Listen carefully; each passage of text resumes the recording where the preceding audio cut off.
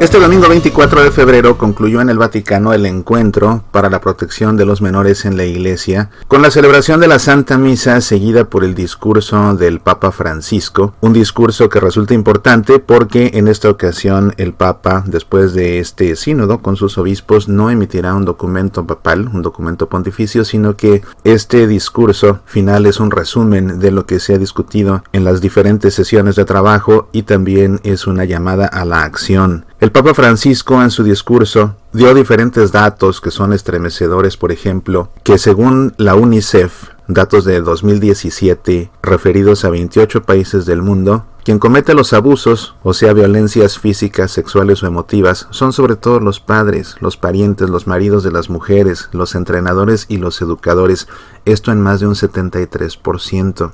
En los Estados Unidos, más de 700,000 niños son víctimas cada año de violencia o maltrato, esto según el International Center for Missing and Exploited Children, que afirma que 1 de cada 10 niños sufre de abusos sexuales. En Europa son 18 millones los niños que son víctimas de abusos sexuales. Sin ir más lejos para el Papa, simplemente en Italia, 68.9% de los abusos sucede dentro del ámbito doméstico de los menores.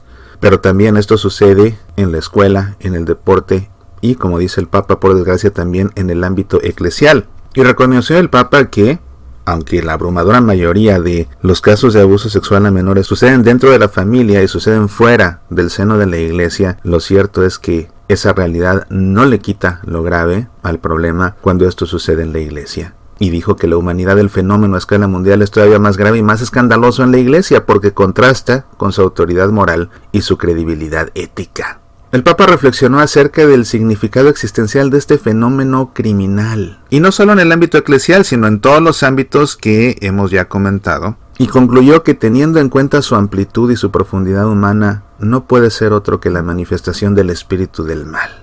Y advirtió que si no tenemos presente esta dimensión, estaremos lejos de la verdad y sin verdaderas soluciones. Estamos delante de una manifestación del mal, puntualizó el Papa, descarada, agresiva y destructiva.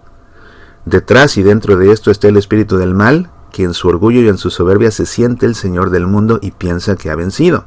Esto quisiera decíroslo con la autoridad de hermano y de padre, ciertamente pequeño y pecador, pero que es el pastor de la Iglesia que preside en la caridad. En estos casos dolorosos veo la mano del mal que no perdona ni siquiera la inocencia de los pequeños. Y esto me lleva a pensar en el ejemplo de Herodes, que empujado por el miedo a perder su poder, ordenó masacrar a todos los niños de Belén. Detrás de esto está Satanás. Datos, reflexiones, ¿qué es lo que piensa el Papa Francisco que debe hacer la Iglesia? Apoyándose en las mejores prácticas formuladas bajo la dirección de la Organización Mundial de la Salud, por un grupo de 10 agencias internacionales que ha desarrollado y aprobado un paquete de medidas llamado INSPIRE, y apoyándose también en el trabajo desarrollado en los últimos años por la Comisión Pontificia para la Protección de los Menores, además de lo que se aportó por los presentadores y por los cardenales y obispos, presidentes ellos de las diferentes conferencias episcopales del mundo, las directrices de la Iglesia que establece el Papa son 7 y son las siguientes. 1. La protección de los menores. El objetivo principal de cualquier medida es proteger a los menores e impedir que sean víctimas de cualquier abuso psicológico y físico. Por tanto, es necesario cambiar la mentalidad para combatir la actitud defensiva reaccionaria de salvaguardar la institución en beneficio de una búsqueda sincera y decisiva del bien de la comunidad, dando prioridad a las víctimas de los abusos en todos los sentidos. Ante nuestros ojos siempre deben estar presentes los rostros inocentes de los pequeños, recordando las palabras del Maestro: al que escandalice a uno de estos pequeños que creen en mí, más le valdría que le colgasen una piedra de molino al cuello y lo arrojasen al fondo del mar. 2. Seriedad impecable.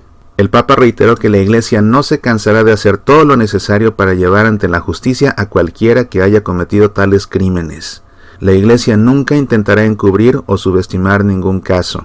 Tiene la convicción de que los pecados y crímenes de las personas consagradas adquieren un tinte todavía más oscuro de infidelidad, de vergüenza y deforman el rostro de la Iglesia, socavando su credibilidad. En efecto, también la Iglesia, junto con sus hijos fieles, es víctima de estas infidelidades y de estos verdaderos y propios delitos de malversación. 3. Una verdadera purificación.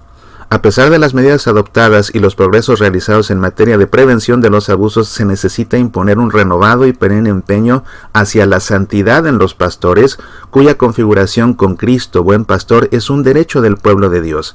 Se reitera entonces su firme voluntad de continuar con toda su fuerza en el camino de la purificación. La Iglesia se cuestionará cómo proteger a los niños, cómo evitar tales desventuras, cómo tratar y reintegrar a las víctimas, cómo fortalecer la formación en los seminarios. Se buscará transformar los errores cometidos en oportunidades para erradicar este flagelo no solo del cuerpo de la Iglesia, sino también de la sociedad. El santo temor de Dios, dijo el Papa, nos lleva a acusarnos a nosotros mismos como personas y como institución y a reparar nuestras faltas. Cuarta directriz, la formación, es decir, la exigencia de la selección y de la formación de los candidatos al sacerdocio con criterios no solo negativos, preocupados principalmente por excluir a las personas problemáticas, sino también positivos para ofrecer un camino de formación equilibrado a los candidatos idóneos, orientado a la santidad y en el que se contemple la virtud de la castidad. Quinta directriz, reforzar y verificar las directrices de las conferencias episcopales. Es decir, reafirmar la exigencia de la unidad de los obispos en la aplicación de parámetros que tengan valor de normas y no solo de orientación. Normas, no solo orientaciones.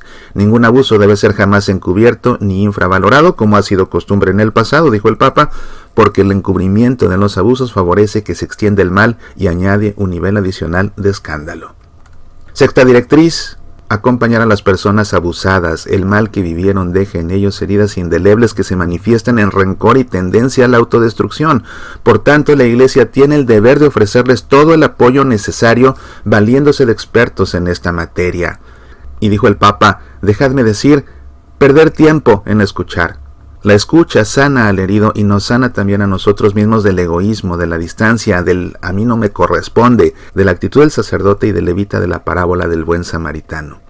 Séptima directriz, el mundo digital. La protección de los menores debe tener en cuenta las nuevas formas de abuso sexual y de abusos de todo tipo que los amenazan en los ambientes en donde viven y a través de los nuevos instrumentos que usan los seminaristas, sacerdotes, religiosos, religiosas, agentes pastorales. Todos deben tomar conciencia de que el mundo digital y el uso de sus instrumentos incide a menudo más profundamente de lo que se piensa.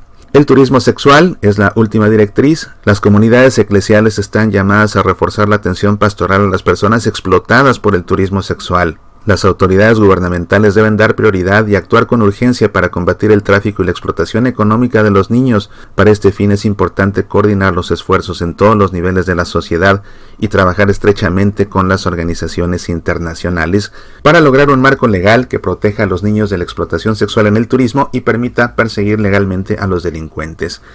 Esto que te acabo de leer es en realidad un resumen. Es solamente un resumen de estas 8 directrices. Vale mucho la pena que leas el discurso del Papa Francisco completo. Lo encuentras en el sitio del Vaticano. Entra a la sección del Papa Francisco, entra a su sección de discursos y ahí lo encontrarás. Por favor, léelo. Es un tema que a todos nos atañe, además de que te dará la verdad específica de lo que el Papa Francisco ha querido comunicar para que conozcas la verdad y no te confundas con algunos medios de comunicación seculares que pretenden interpretar las palabras del Santo Padre con un espíritu anticatólico. Recemos pues por todos los obispos del mundo para que implementen con seriedad y con humildad estas directrices y se pueda cortar la cabeza a este terrible monstruo que se ha infiltrado en el seno, nada menos que del cuerpo místico de Cristo. Recordando siempre y confiando en que Cristo prometió que las puertas del infierno no prevalecerán sobre su iglesia. Soy Mauricio Pérez, estas son Semillas para la Vida. Escucha Semillas para la Vida también en SoundCloud, iTunes, iVoox, Facebook, Twitter, YouTube, TuneIn Radio y en nuestro sitio semillasparalavida.org. ¿Te gustaría sacarnos al aire en tu estación de radio católica? Escríbenos. Apasionate por nuestra fe.